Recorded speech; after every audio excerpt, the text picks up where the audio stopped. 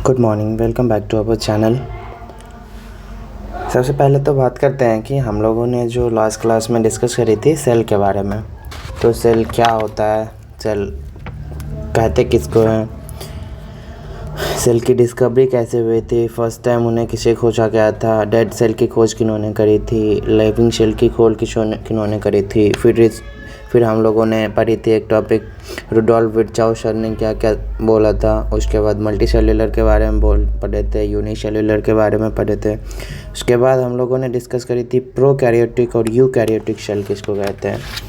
और आज जो है हम लोग पढ़ने वाले हैं प्लांट सेल के बारे में कि उसका स्ट्रक्चर कैसा होता है, सेल्स के अंदर होता क्या क्या चीज़ें हैं, उन सब चीज़ों का क्या नाम होता है, उन सब का फंक्शन क्या होता है। तो ये सारी चीज़ें जो है हम लोग आज की क्लास में पढ़ेंगे। So welcome back, so let's get start. तो एक्चुअली देखो, सेल जैसा कि मैंने आपको पहले बताया था स्टार्टिंग में ही, सेल जो कहते हैं, हमारा सेल जो होता है एक structural and functional unit of life होता है। तो आज हम सेल के स्ट्रक्चर के बारे में पढ़ेंगे। तो सबसे पहले हम क्या करते हैं कि एक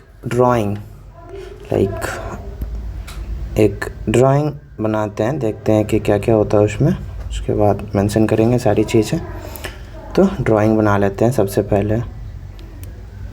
देखिए बेसिकली होता क्या है कि सेल में जो है 2 लेयर्स होते हैं। ओके, सेल में 2 लेयर्स होते हैं। पहले लेयर का जो नाम होता है उसको बोलते हैं हम लोग सेल वॉल। उसके बाद दूसरे लेयर का जो नाम होता है उसे बोलते हैं हम लोग सेल मेम्ब्रेन, राइट।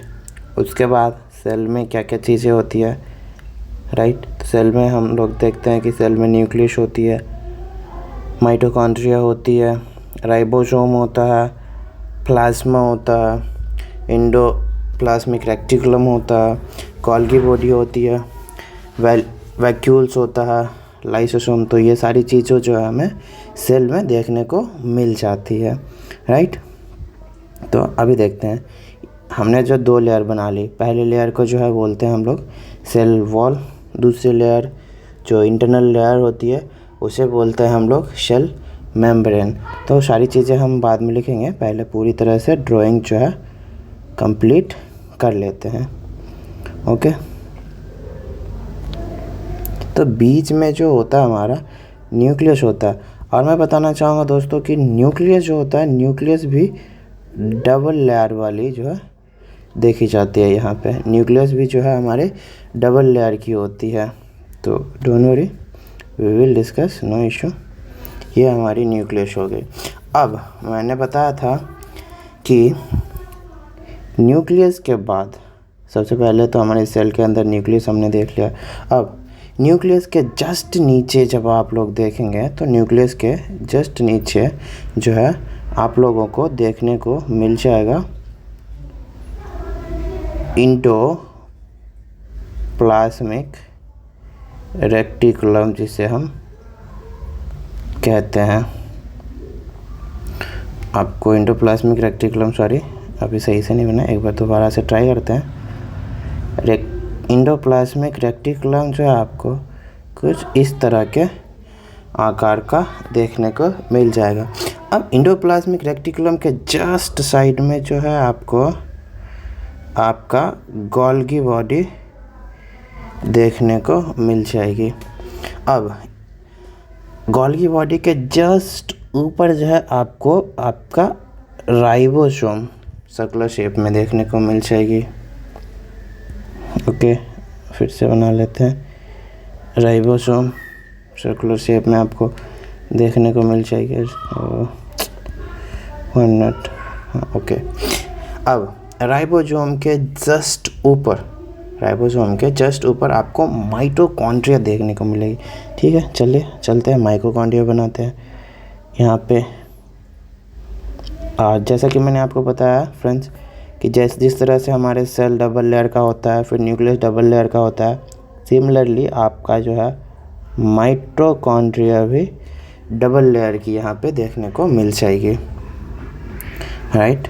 उसके बाद चलते हैं हम लोग अपने दूसरे पार्ट पे, जिसको बोलते हैं हम लोग लाइसोसोम। तो भाई लाइसोसोम हमें कहाँ देखने को मिलेगा? आपके लाइसोसोम जो है आपके जस्ट एंडोप्लाज्मिक रेटिकुलम के लेफ़्ट साइड में जो है देखने को मिल जाएगी। सो डोंट वरी, हम लोग सारी चीज़ें देखेंगे यहाँ पे। चलिए ड्रॉ करते हैं। ये जो है ये सारी आपकी एंडोप्लाज्मिक रेटिकुलम के जस्ट लेफ़्ट साइड में अपर पार्ट में आपको देखने को मिल जाएगी लाइसोसोम। और लाइसोसोम के जस्ट नीचे जब आप चेक करेंगे तो आपको वैक्यूल्स देखने को मिल जाएगा कुछ इस तरह से। ओके, अब ये सारी चीज़ें हो गई। अब बात रही ये सारी जो पार्ट्स है, डिफरेंट पार्ट्स है, ये भी जो है कुछ इसके अंदर है, कुछ ऐसा चीज़ होता है जिसमें ये फ्लोट करते रहता है, राइट। तो हम उसको भी थोड़ा डिज़ाइन कर लेते हैं, उसके बाद आगे बढ़ेंगे और इसके बारे में डिस्कस करेंगे, सारी चीज़ों को नॉमिनेट करके चलेंगे। ओके डन, इतना काफ़ी है। अब चलिए देखते हैं। हमने कहा ये जो है हमारा सेल हो गया, और जैसे कि मैंने आपको बताया था कि आपकी जो सेल डबल लेयर की होती है, तो आपके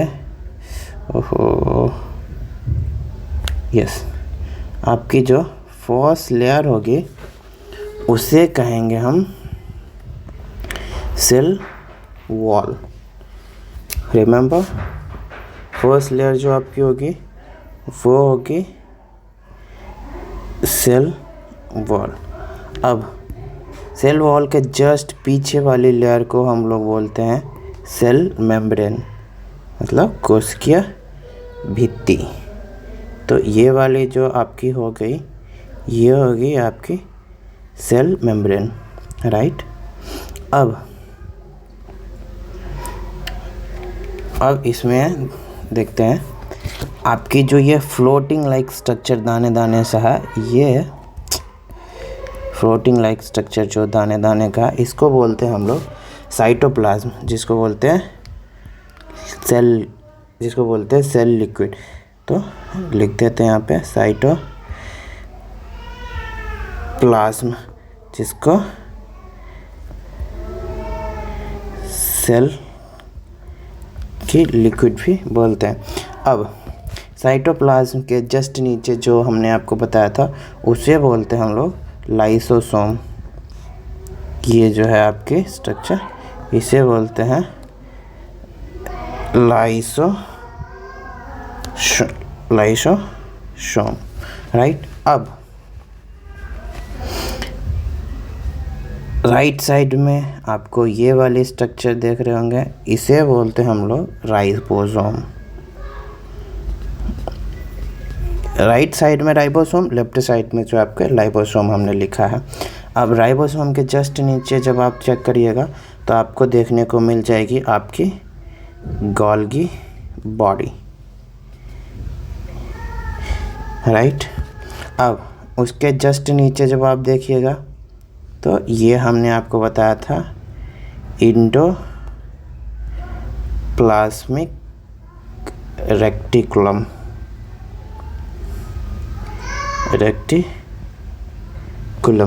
राइट। सारी चीज़ें हो गई। अब एक चीज़ हमारी बच रही है, वो भी दो चीज़ बच रही है, वो भी देख लेते हैं। ये हमने आपको बताया था, ये वाली पार्ट को जो आपका कहता है वैक्यूल्स के नाम से जाना जाता है, राइट, जिसको हम लोग बोलते हैं रिक्तिका। ओके, अब एक पार्ट हमारी अभी भी बच रही है, बीच में सबसे सेंटर में जो सबसे स्टार्टिंग में बनाया था, इसको बोलते हैं न्यूक्लियस।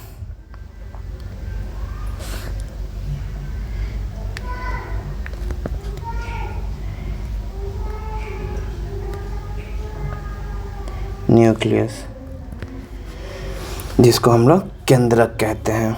तो इतना चीज़ समझ में आया आपको? ये आपके सेल के स्ट्रक्चर हो गए, STR ये आपके सेल के स्ट्रक्चर हो गए। इसमें जो पार्ट्स हमने देखा, सेल 2 लेयर का होता है, डबल लेयर का। पहला सेल वॉल होता है, दूसरा सेल मेम्ब्रेन होता है। फिर इसके बाद जो है आपका राइबोसोम होता है, गोल्गी बॉडी होता है, एंडोप्लाज्मिक रेटिकुलम होता है, वैक्यूल्स होता है, न्यूक्लियस होता है, लाइसोसोम होता है, फिर साइटोप्लाज्म होता है जिसे सेल की लिक्विड बोला जाता है। सेल के अंदर जो लिक्विड बनी रहती है जिसके ऊपर ये सारे ऑर्गन्स, जो ये सारे पार्ट्स हैं, ये फ्लोट करते रहते हैं, उसे हम लोग सेल लिक्विड बोलते हैं, जिसको साइटोप्लाज्म कहते हैं। अभी एक चीज़ देखो, लिखना रह गया, माइटोकॉन्ड्रिया, राइट। तो वो भी हम देख लेते हैं। यहाँ पे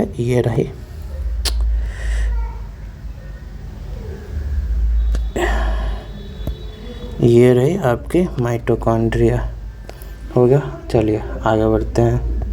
इतना समझ में आ गया। अब आगे डिस्कस करेंगे हम लोग इन सारे चीज़ों के बारे में। तो हमने क्या देखा, सबसे पहले सेल जो हमारा डबल लेयर स्ट्रक्चर होता है। कोई नहीं, लिख लेते हैं। सेल हमारा डबल लेयर स्ट्रक्चर कौन कौन सा? पहला हमारा सेल मेम्ब्रेन, दूसरा हमारा सेल वॉल के नाम से जाना जाता है। अब देखिए दोस्तों, आपसे एक क्वेश्चन करा जा सकता है कि सेल वॉल और सेल मेम्ब्रेन में आउटर लेयर कौन सा होता है। तो मैं आपको बता दूं, ये जो सेल वॉल होता है ये होता है आपकी बाहरी वाली भाग, आउटर लेयर, और ये जो सेल मेम्ब्रेन होता है ये आपकी इनर लेयर के नाम से जानी जाती है। अब आगे देखते हैं। अब बात आई कि सेल वॉल जो है हमारा, ये आखिर बनी किसकी होती है, जिसे हम आउटर लेयर या फिर बाउंड्री के नाम से भी जानते हैं। तो ये जो सेल वॉल है हमारा, ये बनी किसकी होती है? तो मैं बता रहा हूँ आपको, सेल वॉल जो होता है आपके डिफरेंट सेल्स में डिफरेंट चीज़ों से बनी होती है। फॉर एग्जांपल, अगर आप प्लांट की बात करते हैं तो आपको प्लांट में सेल्यूलोज देखने को मिल जाएगा। तो सेल्यूलोज से आपका जो सेल वॉल बनी होती है प्लांट में।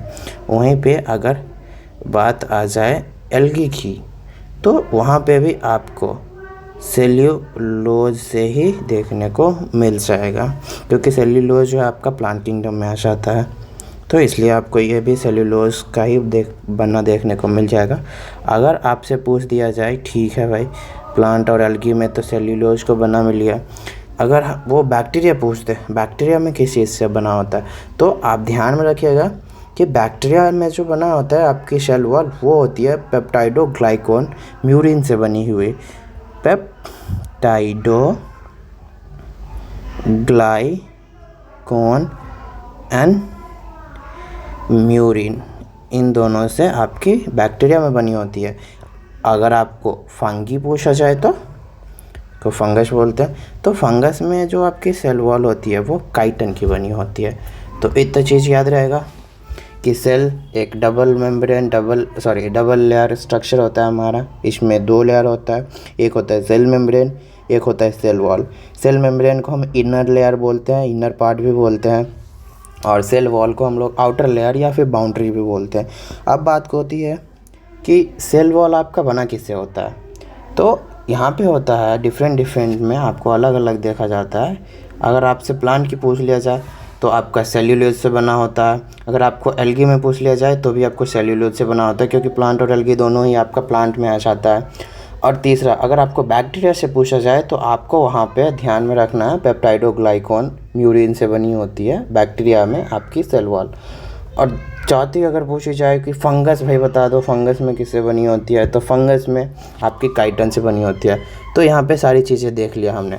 अब अगर आपसे पूछ लिया जाए, नोट्स में लिख सकते हैं, सारी चीज़ें हो गई, प्लांट हमने पढ़ लिया, एल्गी पढ़ लिया, बैक्टीरिया पढ़ लिया, फंगस भी पढ़ लिया, और आपके दिमाग में ख्याल आ रही होगी कि भाई ह्यूमन में बता दो फिर, ह्यूमन में किससे होता है, सेल वॉल बनी हुई।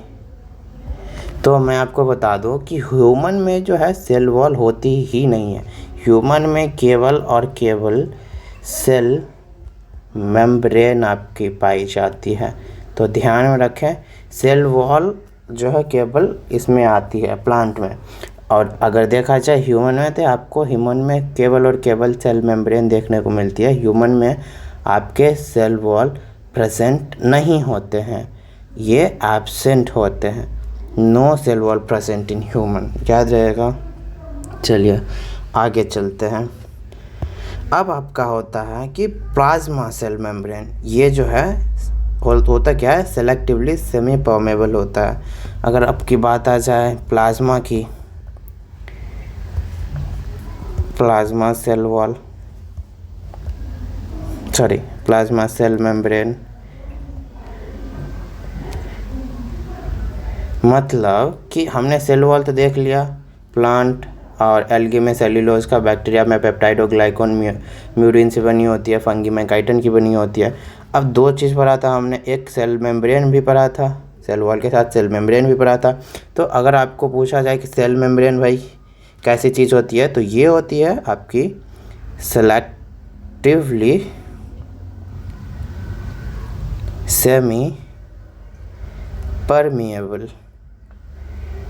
मतलब ये आपकी हाफ यानी कि अर्ध परमेबल होती है। ओके, अब चलिए आगे बढ़ते हैं हम लोग, इसमें इनका पार्ट्स पढ़ते हैं। तो सेल में सबसे पहले हम लोग जो है स्टार्ट करेंगे न्यूक्लियस से, ठीक है। हेडिंग डालते हैं न्यूक्लियस। सेल में न्यूक्लियस हेडिंग डालते हैं।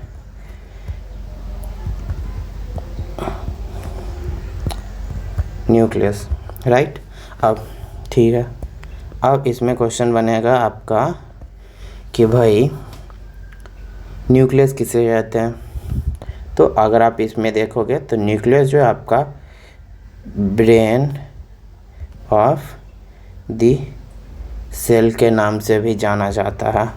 दूसरी चीज़ आपकी अगर देखोगे यहाँ पे, तो न्यूक्लियस अगर है, न्यूक्लियस के बारे में पढ़ते हैं तो किसी ने तो इसकी खोज करी होगी। तो इनका डिस्कवरी जो है रॉबर्ट ब्राउन सर के द्वारा किया गया था। अभी देखो यहाँ पे रॉबर्ट ब्राउन सर आए, मैंने आपको स्टार्टिंग में बताया था रॉबर्ट के साथ पूरी नेम पढ़नी है। तो एक हमारा रॉबर्ट हुक सर थे जिन्होंने जो है डेड सेल की डिस्कवरी करी थी। यहाँ पे हमारा रॉबर्ट ब्राउन सर, अगर आपको पूछा जाए क्वेश्चन में दे दिया जाए कि बताओ भाई रॉबर्ट ब्राउन सर ने किस चीज़ की डिस्कवरी करी थी, तो आपको वहाँ पे न्यूक्लियस मारना है। वहीं पे अगर आपको पूछा जाए कि ठीक है बताओ रॉबर्ट हुक ने किस चीज़ की डिस्कवरी करी थी, तो आपको वहाँ पे डेड सेल सेलेक्ट करना है। तो मिस्टेक ना करें प्लीज़, रॉबर्ट ब्राउन सर ने जो है न्यूक्लियस की डिस्कवरी करी थी, वहीं पे रॉबर्ट हुक सर ने जो है डेड सेल की डिस्कवरी करी थी। और वो जो है उनके द्वारा 1665 में जो है कॉर्क सेल नामक एक स्मॉल हॉलो टाइप का स्ट्रक्चर था, उसमें देखा गया था, राइट। और वहीं अगर बात आती है कि लिविंग सेल की, तो मैंने आपको पहले ही बताया था एंटनी वैन ल्यूवेनहॉक सर के द्वारा बताया गया था, वो डिस्कवरी करी गई थी, ठीक है। आगे बढ़ते हैं अपने टॉपिक पे। इनकी डिस्कवरी रॉबर्ट ब्राउन सर के द्वारा देखी गई। अब मैंने आपको पहले बताया, डायग्राम बना दे एक टाइम ही, कि न्यूक्लियस जो है आपका ये भी double layer membrane, double membrane bound, आप इसको कुछ भी बोल सकते हैं, डबल मेम्ब्रेन बाउंड का एक स्ट्रक्चर होता है। हमने आपको बताया था पहले ही, एक लेयर और फिर दूसरा लेयर इसमें, तो डबल लेयर वाली स्ट्रक्चर आपको यहाँ पे देखने को मिल जाएगी सेल के न्यूक्लियस पार्ट में। Okay, clear everybody. अब थोड़ा आगे बढ़ते हैं, हो गई। अब अगर न्यूक्लियस है तो भाई ऑब्वियस सी बात है न्यूक्लियोइड भी प्रेजेंट ही होना चाहिए, राइट। अगर न्यूक्लियस है तो न्यूक्लियोइड भी प्रेजेंट है।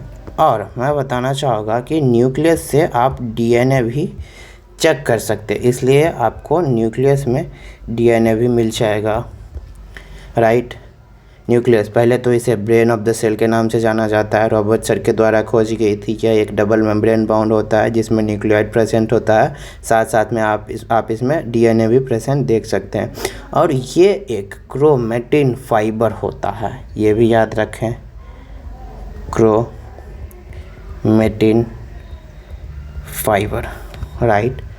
अब सारी चीज़ें हो गई, तो यहाँ पे एक चीज़ आती है भाई, न्यूक्लियस है तो इसमें भी कोई लिक्विड होगा। जैसे हमारे सेल में होता था साइटोप्लाज्म नामक लिक्विड जिसमें सारे चीज़ें फ्लोट करती थी। अब ठीक है भाई, तो न्यूक्लियस की जो लिक्विड होती है ये इसको बोलते हैं हम लोग न्यूक्लियोप्लाज्म। जैसे वहाँ पे साइटोप्लाज्म बोलते थे तो यहाँ पे न्यूक्लियोप्लाज्म बोलते हैं। ये होता है इनसाइड न्यूक्लियस। न्यूक्लियस में जो लिक्विड होती है उसको बोलते हैं हम लोग न्यूक्लियोप्लाज्म, राइट। आगे देखते हैं आगे का क्या कहानी है। ये जो होता है न्यूक्लियस जो होता है ये क्या, इसको हम ब्रेन ऑफ द सेल क्यों बोले, रीज़न बस इतना ही है इसको ब्रेन ऑफ द सेल बोलने का कि ये जो पूरा का पूरा सेल को जो है कंट्रोल करता है, कोऑर्डिनेट करता है। तो आप यहाँ पे लिख सकते हैं control and coordinating part of the cell के नाम से भी जाना जाता है न्यूक्लियस को। तो न्यूक्लियस के बारे में इतना। ब्रेन ऑफ द सेल कहा जाता है, रॉबर्ट ब्राउन सर के द्वारा ढूंढी गई थी। यह एक डबल मेम्ब्रेन बाउंड होता है, न्यूक्लियोइड इसमें प्रेजेंट होता है। इससे आप डीएनए भी चेक कर सकते हैं। ये जो है क्रोमेटिन फाइबर नामक ये इसमें क्रोमेटिन फाइबर नामक सब्सटेंस भी पाई जाती है। चौथी कि इसके अंदर जो लिक्विड होती है उसे हम लोग न्यूक्लियोप्लाज्म बोलते हैं। जैसे सेल के अंदर जो लिक्विड पाई जाती थी उसे हम साइटोप्लाज्म कहते थे, उसी तरह से इसको न्यूक्लियोप्लाज्म कहेंगे। और इसे ब्रेन ऑफ द सेल बस इसलिए कहा गया है क्योंकि ये जो है पूरी तरह से कंट्रोल और कोऑर्डिनेट करता है सेल के पार्ट को, राइट। आगे देखते हैं। आगे है हमारा एंडोप्लाज्मिक रेटिकुलम, ठीक है। हेडिंग डालते हैं एंडोप्लाज्मिक रेटिकुलम, उसके बारे में भी देखते हैं। एंडोप्लाज्मिक रेटिकुलम,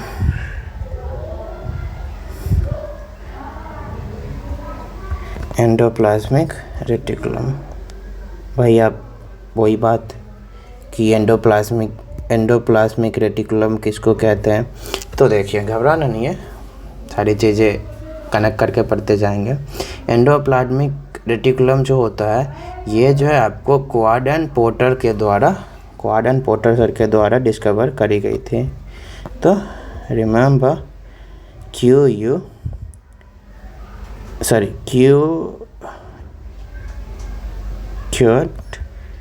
एंड पॉटर, इनके जो डिस्कवरर थे ये दोनों थे, ठीक है। अब बात आती है, डिस्कवरी हो गई इसकी। ये आपको दो टाइप के देखने को मिलेगा।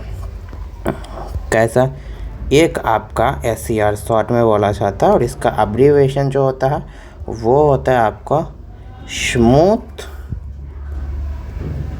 एंडोप्लाज्मिक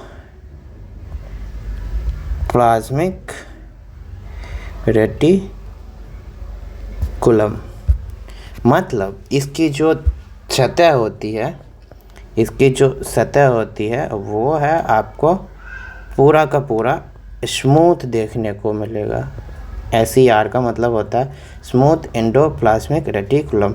तो इसकी जो आपको सतह देखने को मिलेगी वो पूरा का पूरा स्मूथ देखने को मिलेगा। एक होता है आपका RER जिसे हम लोग बोलते हैं रफ एंडोप्लाज्मिक रेटिकुलम। तो वो भी पढ़ेंगे, पहले SCR स्मूथ एंडोप्लाज्मिक रेटिकुलम के बारे में कुछ चीज़ें देख लेते हैं। तो ये स्मूथ एंडोप्लाज्मिक रेटिकुलम होता है, इसमें क्या होता है कि ये एक लिपिड फॉर्म करता है। इसमें जो है फैट लिपिड ऑयल जो है बनाई जाती है। तो इसकी जो बात अगर करी जाए तो इसमें जो बनता है वो आपकी लिपिड फैट ऑयल का फॉर्मेशन देखा जाता है, राइट। और ये जो है लिपिड का ही सिंथेसिस करता है। नॉर्मल सी बात है, अगर ये जो चीज़ बना रहा है उसी का तो सिंथेसिस करेगा। ओके, तो SER स्मूथ एंडोप्लाज्मिक रेटिकुलम में जो है ये लिपिड फैट ऑयल का फॉर्मेशन करता है और इसमें आपको लिपिड का सिंथेसिस करते हुए देखने को मिल जाएगी। दूसरा जो होता है हमारा, जैसा मैंने आपको बताया, RER, इसको बोलते हैं rough endoplasmic reticulum, rough endoplasmic reticulum. Okay, तो भाई इसमें क्या होता है, तो यहाँ पे आपको जो है राइबोसोम देखने को मिल जाएगा। यहाँ पे आपका फैट, लिपिड, ऑयल देखने को मिला था स्मूथ एंडोप्लाज्मिक रेटिकुलम में। वहीं पे अगर आप रफ एंडोप्लाज्मिक रेटिकुलम में जाएंगे तो वहाँ पे आपको राइबोसोम देखने को मिल जाएगा और यहाँ पे जो है प्रोटीन का सिंथेसिस आपको देखने को मिलेगा। तो ये कैसा होता है इसकी स्ट्रक्चर, तो मैं आपको बता दूं, स्ट्रक्चर आपका दोनों ही सेम ही देखने को मिलेगा। ओके, बशर्ते पीछे वाले जैसे स्मूथ एंडोप्लाज्मिक रेटिकुलम में जो है सारी चीज़ें स्मूथ थी और यहाँ पर रफ में आपको डॉट डॉट लाइक स्ट्रक्चर देखने को मिलेगा। मतलब यहाँ ये वो जो डॉट डॉट लाइक स्ट्रक्चर होगा आपका, डॉट डॉट लाइक स्ट्रक्चर, इसके ऊपर सरफेस पे उसमें आपको थोड़ा थोड़ा स्मॉल होल देखने को मिलेगा, देखने को मिलेगा। तो उसमें होता क्या है कि प्रोटीन जो है उसमें डंप होता है। अगर मैं इस तरह से बनाऊँ तो इसमें जो है आपको प्रोटीन धसा हुआ मिलेगा, जिसके वजह से इसको हम लोग रफ एंडोप्लाज्मिक रेटिकुलम बोलते हैं। तो रफ एंडोप्लाज्मिक रेटिकुलम में बस इतना याद रखिए कि इसमें राइबोसोम प्रेजेंट होता है और यहाँ पे प्रोटीन का सिंथेसिस होता है और वो जो प्रोटीन है इसमें धसा हुआ देखने को मिलेगा, जिसके वजह से इसे रफ एंडोप्लाज्मिक रेटिकुलम का नाम दिया गया है। याद रहेगा। अब आगे चलते हैं। आगे हमारा है गोल्गी बॉडी। गोल्गी बॉडी, अब गोल्गी बॉडी किसको कहते हैं, तो गोल्गी बॉडी हम कहते हैं कि ये एक पार्ट है सेल का जो ट्रांसपोर्टेशन का काम करता है। तो भाई किसकी ट्रांसपोर्टेशन करता है, तो देखिए न्यूक्लियस हमने पढ़ा, एंडोप्लाज्मिक रेटिकुलम पढ़ा।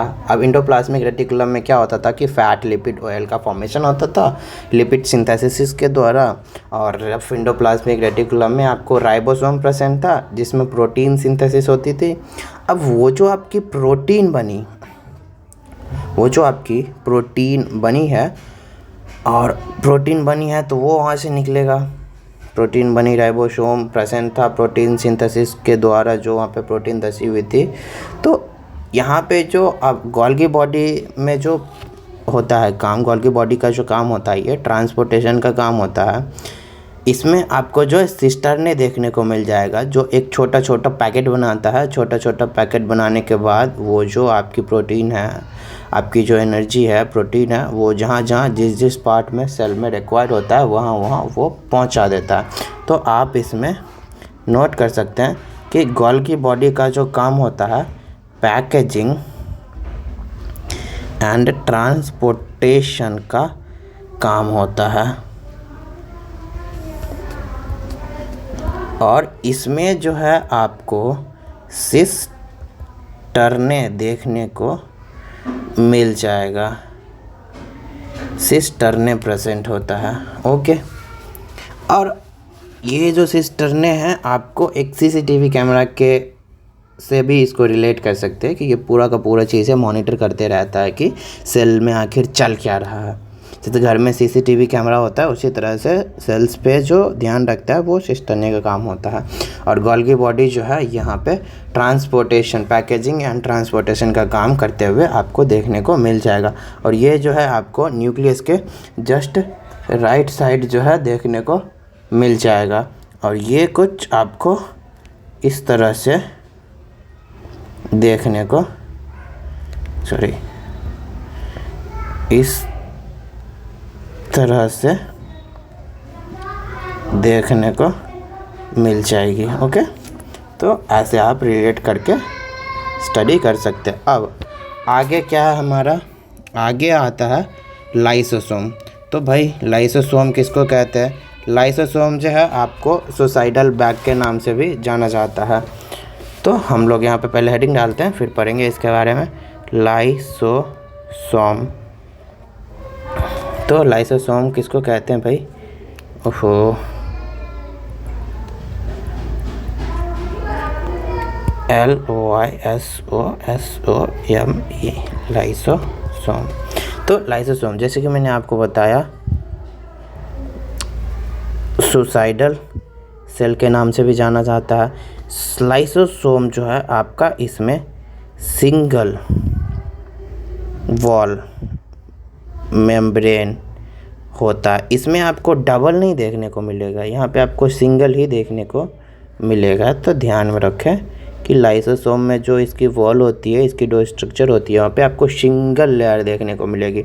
और ये जो है एंजाइम कॉम्प्लेक्स है, यहाँ पे आपको एंजाइम बनते हुए देखने को मिल जाएगा। एंजाइम स्टोर करने के लिए जो है इसको यूज किया जाता है। लाइसोसोम जो है यहाँ पे आपको एंजाइम का कम्प्लेक्स देखने को मिलेगा। ये आपको कुछ ऐसे सर्कल शेप में देखने को मिलेगी। और ये जो है आपका इंट्रा सेल्यूलर डाइजेशन में ही भी हेल्पफुल होता है। तो आप यहाँ पे लिख सकते हैं इंट्रा सेल्यूलर डाइजेशन के लिए भी इसे देखा गया है। तो समझ में आ गई कि लाइसोसोम आपको सुसाइडल बैग के नाम से जाना जाता है, सिंगल वॉल मेम्ब्रेन होता है, एंजाइम कम्प्लेक्स होता है, ये इंट्रासेल्यूलर डायग्राम के नाम से भी जाना जाता है। तो इसे सुसाइडल बैग क्यों बोला जाता है? तो देखिए, इसमें जब आपकी एंजाइम की मात्रा ज़्यादा हो गई, ओवरलोड जब होता है, तो ये क्या होता है कि कॉन्ट्रैक्ट होता है। कॉन्ट्रैक्ट होने के बाद ये जो इसका जो साइज होता है वो धीरे धीरे जो है बढ़ना स्टार्ट होता है। तो साइज जो धीरे धीरे बढ़ने के वजह से, कॉन्ट्रैक्ट होने की वजह से प्रेशर जब बढ़ता है तो ये ब्लास्ट होता है। ब्लास्ट होने के साथ साथ क्या होता है कि ये खुद तो जाएगा, वो कहते हैं ना, हम तो जाएंगे, हम तो डूबे सनम, साथ में तुम्हें भी ले डूबेंगे। तो वहीं यहाँ पे देखने को मिलता है। जब ये ब्लास्ट होता है तो पूरा का पूरा सेल जो है हमारा डिस्ट्रॉय हो जाता है। इसलिए इसे सुसाइडल सेल के नाम से भी जाना जाता है, या फिर सुसाइडल बैग ऑफ सेल भी आप इसे बोल सकते हैं। Okay, suicidal bag of cell भी इसे बोला जाता है। अब आती है हमारी माइटोकॉन्ड्रिया। भाई माइटोकॉन्ड्रिया किसे कहते हैं? तो इसमें जो है माइटोकॉन्ड्रिया किसको कहते हैं? अब सबसे पहले ध्यान याद करिए कि आपकी माइटोकॉन्ड्रिया पाई कहाँ जाती थी? न्यूक्लियस के जस्ट ऊपर आपकी माइटोकॉन्ड्रिया पाई जाती थी। तो हम इसको कैसे लिखेंगे, कैसे पढ़ेंगे? कुछ नहीं करना, हमें कुछ भी नहीं करना, बस डायग्राम को थोड़ा याद करना है। माइटोकॉन्ड्रिया में आप लोग देखते थे ऊपर थी एक, मैंने बताया था आपको, इसमें डबल लेयर आपको देखने को मिली थी। तो क्या लिख देंगे हम? सीधे सबसे पहले जो याद है वही लिख देते हैं, डबल लेयर का था ये। ओके, अब ये जो है एनर्जी सिंथेसिस का काम करता है, एनर्जी सिंथेसिस का काम करता है। माइटोकॉन्ड्रिया का काम एनर्जी सिंथेसिस करना, लाइसोसोम का काम था एंजाइम कॉम्प्लेक्स, और आपकी गोल्गी बॉडी का काम था पैकेजिंग और ट्रांसपोर्टेशन, खाना को पहुंचाना पैक करके। और इंडोप्लाज्मिक रेटिकुलम में SER जो था आपका स्मूथ इंडोप्लाज्मिक रेटिकुलम, वहाँ पे लिपिड का सिंथेसिस होता था। और दूसरा जो था आपका रफ इंडोप्लाज्मिक रेटिकुलम, वहाँ पे प्रोटीन का सिंथेसिस होता था। उसी तरह माइटोकॉन्ड्रिया में आपका एनर्जी का सिंथेसिस होता है, याद रखिएगा। अब इसे जो है आपके power house of the cell के नाम से भी जाना जाता है। Power house of the cell अगर बोला जाए तो सीधे आंख बंद करके माइटोकॉन्ड्रिया में टिक कर देना। ओके, और इसका जो डिस्कवरी करा था वो हुआ था रिचर्ड अल्टमान सर के द्वारा। रिचर्ड अल्टमान सर जो इनकी डिस्कवरी करे थे। और ये जो था बायोब्लास्ट, ये बायोब्लास्ट के नाम से भी जो है जाना जाता है। इसमें आपको डबल मेम्ब्रेन देखा जाता है, मैंने आपको पहले बताया था। और इसमें क्या है कि ये आपका इसका जो देखिएगा, तो जैसे मैंने आपको न्यूक्लियस में डीएनए बताया, तो इसके अंदर भी अपना खुद का डीएनए प्रेजेंट होता है। और इसका अगर सेल्यूलर रेस्पिरेशन अगर देखी जाए, सेल्यूलर रेस्पिरेशन, तो आपको यहाँ पे देखने को मिलेगा 36 से 38 एरोबिक रेस्पिरेशन। वहीं अगर एनारोबिक देखा जाए तो 280 आपका एनारोबिक। अगर पूछा जाए कि माइटोकॉन्ड्रिया का एरोबिक रेस्पिरेशन रेट क्या है, तो 36 और 38 आप बता सकते हैं। अगर वहीं पे आपको anaerobic respiration, anaerobic cellular respiration mitochondria का पूछ दे कि tell me what is the anaerobic cellular respiration of mitochondria, then you have to take 2 ATP। अब देखिए इसमें भी जो है आपको सिस्टर देखने को मिलता है, क्रिस्टे देखने को मिलता है। अब देखिए इसका एक्चुअल स्ट्रक्चर मैं आपको एक बार बना के दिखाता हूँ कि ये होता कैसा है। आखिर एग्जैक्ट का तो पता नहीं, हाँ, पर इतना तो बना सकता हूँ कि आपको समझ में आ जाए, समझने में किसी भी प्रकार की कोई भी परेशानी ना हो। ये है माइटोकॉन्ड्रिया, आपको कुछ इस तरह से देखने को मिल जाएगी। ओके, तो ध्यान में रखें, इसमें जो है आपको ये वाली जो पार्ट है उसे क्रिस्टे नाम से जाना जाता है। तो यहाँ तक सारी चीज़ें समझ में आ गई। आगे चलते हैं। आगे होता है हमारा राइबोसोम। तो राइबोसोम किसको कहते हैं? राइबोसोम, देखिए राइबोसोम जो है वो उसको आप लोग उसको जो है बोलते हैं जनरली, पहले हेडिंग डालते हैं राइबोसोम। राइबोसोम जो है जनरली बोला जाता है कि इसमें जो है प्रोटीन स्टोर होकर के रहती है, तो इसलिए हम इसे प्रोटीन फैक्ट्री के नाम से भी जानते हैं। और इनका डिस्कवरी देखा जाए, अगर पढ़ रहे हैं तो किसी के द्वारा तो ढूंढी गई होगी, तो इसका अगर डिस्कवरी देखा जाए तो आपके जॉर्ज पैलाडे सर ने जो है किया था, जॉर्ज पैलाडे, ध्यान में रखिएगा। राइबोसोम की डिस्कवरी जो है जॉर्ज पैलाडे सर ने किया था। माइटोकॉन्ड्रिया का रिचर्ड अल्टमान के द्वारा की गई थी। वहीं पे अगर आपकी न्यूक्लियस की देखी जाए तो रॉबर्ट ब्राउन सर के द्वारा की गई थी। अगर वहीं आपकी सेल की पूछ दिया जाए तो रॉबर्ट हुक सर के द्वारा डेड सेल करी गई थी, और एंटोनी वैन ल्यूवेनहुक के द्वारा जो है लिविंग ऑर्गेनिज्म की, लिविंग सेल की खोज करी गई थी। अब राइबोसोम जो है आपका ये होता है प्रोकैरियोटिक सेल। अब भाई प्रोकैरियोटिक सेल का क्या मतलब हुआ, तो हमने आपको पहले भी बताया था।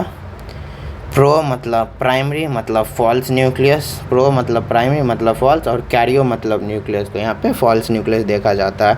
और ये जो होता है 70S का होता है। ओके, 70S का जो होता है और यूकैरियोटिक अगर देखा जाए, यूकैरियोटिक का, तो ये आपका 80S वाली देखी जाती है यहाँ पे। ओके, और ये एक स्मॉलेस्ट ऑर्गेनल है, इसको आप लोग स्मॉलेस्ट ऑर्गेनल्स के नाम से भी जाना जाता है। आप इसे स्मॉलेस्ट ऑर्गेनल भी बोल सकते हैं। तो राइबोसोम आपको कहते किसको हैं? प्रोटीन फैक्ट्री के नाम से जाना जाता है। इसकी खोज जॉर्ज पैलाडे सर ने करी थी। इसमें प्रोकैरियोटिक 70S के फॉर्म में देखा जाता है, यूकैरियोटिक 80S के फॉर्म में देखा जाता है, और ये एक स्मॉलेस्ट ऑर्गेनल्स के नाम से जाना जाता है। अब आती है हमारी वैक्यूल्स। तो वैक्यूल किसको कहते हैं? इसमें क्या होता है कि वाटर और मिनरल्स को स्टोर करके रखा जाता है। अगर आपसे पूछ दिया जाए कि वाटर और मिनरल्स को कहाँ स्टोर करके रखा जाता है, तो वैक्यूल्स है वहाँ आपकी वाटर और मिनरल्स की जो है स्टोरेज देखने को मिलती है। और ये भी आपकी सिंगल लेयर ही देखा जाता है, और ये इसे टोनोप्लास्ट के नाम से भी जाना जाता है। सिंगल लेयर और कैसा, tonoplast. Remember, single layer and tonoplast. इसमें क्या है कि आपकी ये जो है वैक्यूल्स, इसमें मिनरल्स और वाटर दोनों प्रेजेंट होता है, दोनों स्टोर होके रहता है। सिंगल लेयर है टोनोप्लास्ट। ये आपकी प्लांट और एनिमल दोनों में ही प्रेजेंट रहेगा। ये वैक्यूल्स आपके प्लांट और एनिमल दोनों में देखने को मिल जाएगी। बट बात रही फिर वही कि प्लांट में आपको कितने नंबर और कितना बड़ा देखने को मिलेगा, तो आपको प्लांट में जो है एक देखने को मिल जाएगी, पर बड़े साइज़ में देखने को मिलेगी। वहीं पे अगर एनिमल्स में देखा जाए तो एनिमल्स में भी आपको देखने को मिल जाएगी बहुत सारा, पर वहाँ पे जो इसकी साइजेस होती है वो स्मॉल होती है। तो यहाँ पे आप लिख सकते हैं, अगर प्लांट में आप वैक्यूल्स को देखते हैं, यहाँ पे लिख सकते हैं single but large in size, single but large in size. वहीं पे अगर आप एनिमल्स की बात करते हैं तो आपको many but small in size देखने को मिलेगा। मतलब कि प्लांट में आपको एक ही देखने को मिलेगा, पर उसकी जो साइज़ होगी वो काफ़ी बड़ा होगा। वहीं पे अगर एनिमल्स की बात करें तो वहाँ पे आपको बहुत सारी देखने को मिल जाएगी, पर वहाँ पर जो है इसकी साइज़ जो है थोड़ी छोटी देखने को मिलेगी। ओके, तो ये सारी चीज़ें आपके सेल्स के पार्ट हो गए, राइट। तो इस प्रकार से जो है आप रिलेट कर करके पढ़ सकते हैं। एक चीज़ मैं आपको और बताना चाहूँगा कि प्लास्टेड, जिसको हम लवक कहते हैं, वो किसको कहते हैं, उसका क्या मतलब होता है। हम यहाँ पे लिखते हैं प्लास्टेड यानी कि लवक। तो भाई लवक किसको कहते हैं, तो ये होता है आपके सेल का किचन ऑफ सेल के नाम से जो आपके प्लास्टेड जाने जाती है, या फिर इसे आप सेल्यूलर किचन के नाम से भी बोल सकते हैं। अब इसकी डिस्कवरी किन्होंने करी थी, तो अगर देखा जाए तो इसकी डिस्कवरी जो है ई हैकल सर के द्वारा दी गई थी, खोजी गई थी। ओके, तो प्लास्टेड जो है ई हैकल सर के द्वारा डिस्कवर करी गई थी। ये जो है एक सेल्यूलर किचन के रूप में, यानी कि सेल का किचन के रूप में कार्य करते हुए देखने को मिलता है। ये जो होता है 3 टाइप्स में होता है। कौन कौन 3 टाइप्स के आपके देखने को मिल जाएंगे, तो कौन कौन, तो तीनों टाइप इसके देख लेते हैं। तो इसके जो टाइप हो जाएंगे आपके, वो हो जाएंगे, पहला आपका क्लोरोप्लास्ट। आप क्लोरोप्लास्ट तो ठीक है। दूसरा हो जाता है आपका क्रोमोप्लास्ट, और तीसरा हो जाता है आपका ल्यूकोप्लास्ट। यानी कि प्लास्टेड जो आपको 3 टाइप में देखने को मिलेगा, एक क्लोरोप्लास्ट, दूसरा क्रोमोप्लास्ट, तीसरा ल्यूकोप्लास्ट। अब क्लोरोप्लास्ट क्या है, तो भाई क्लोरोप्लास्ट जो होता है पेड़ पौधे में देखने को मिलता है, जिसमें क्लोरोफिल के कारण ग्रीन कलर जो है देखने को मिलता है, जिसमें फोटोसिंथेसिस देखी जाती है। तो क्लोरोप्लास्ट क्लोरोफिल के वजह से ग्रीन कलर प्रोवाइड करता है, और ये फोटोसिंथेसिस में हेल्पफुल होता है। और ये जो होता है आपका डबल मेम्ब्रेन, और इसका खुद का अपना DNA होता है। तो नॉर्मल में अगर लिख दें, ये double membrane and own DNA। और दूसरा इसका पॉइंट क्या है, क्लोरोफिल के वजह से ये जो है ग्रीन कलर प्रोवाइड करता है और फोटोसिंथेसिस में हेल्पफुल देखी जाती है ये। अब बात आती है कि भाई ठीक है, यहाँ तक तो ठीक है, अब क्रोमोप्लास्ट किसे कहते हैं?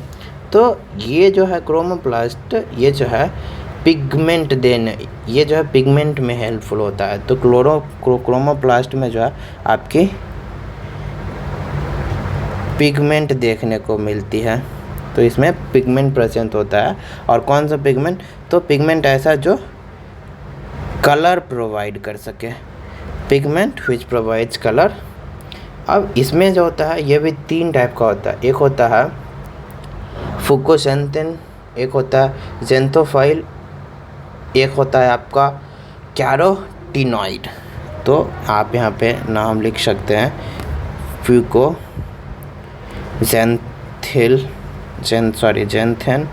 ज़ेंथेन, एक होता है आपके ज़ेंथोफिल, एक होता है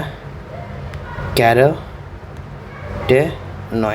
अब देखिए बात है कि क्लोरोफिल तो हमारे ग्रीन कलर के लिए जाना जाता है, जो क्लोरोप्लास्ट जो है इसमें क्लोरोफिल होता है जो ग्रीन कलर के लिए जाना जाता है, फोटोसिंथेसिस में हेल्पफुल होता है। क्रोमोप्लास्ट ये जो है आपको इसमें पिगमेंट देखने को मिल जाएगा जो कि कलर देने के लिए हेल्पफुल होता है। और इसमें मैंने आपको बताया फुकोसेंथिन या फिर ज़ेंथोफिल या फिर कैरोटीनॉइड। तो देखिए इसका एक एग्जांपल बताता हूँ। एक होता है हमारा बीटा कैरोटीन जो है ऑरेंज कलर देने में हेल्पफुल होता है। हालांकि ये जो आपको कैरेट में मैक्सिमम देखने को मिलेगी, तो उस तरह से इसको आप रिलेट कर सकते हैं। और तीसरा होता है आपका ल्यूकोप्लास्ट। तो ल्यूकोप्लास्ट जो है आपको इसमें ऑयल, स्टार्च, प्रोटीन का स्टोरेज देखने को मिलता है। ऑयल, स्टार्च, प्रोटीन का स्टोरेज के लिए जो है ल्यूकोप्लास्ट को जाना जाता है। तो आगे समझ में। और ये जो प्लास्टेड जो है ये प्रेजेंट होता है ओनली प्लास्ट में। ओके, तो ये चीज़ें आप इस तरह से रिलेट कर सकते हैं। प्लास्टेड, सबसे पहले प्लास्टेड जो है इसे किचन ऑफ द सेल बोला जाता है, ई हैकेल सर के द्वारा ढूंढी गई थी। 3 टाइप का होता है, chromoplast, chloroplast and leucoplast. Chloroplast में जो है आपको क्लोरोफिल पाया जाता है जो ग्रीन कलर देने के लिए हेल्पफुल होता है फोटोसिंथेसिस में।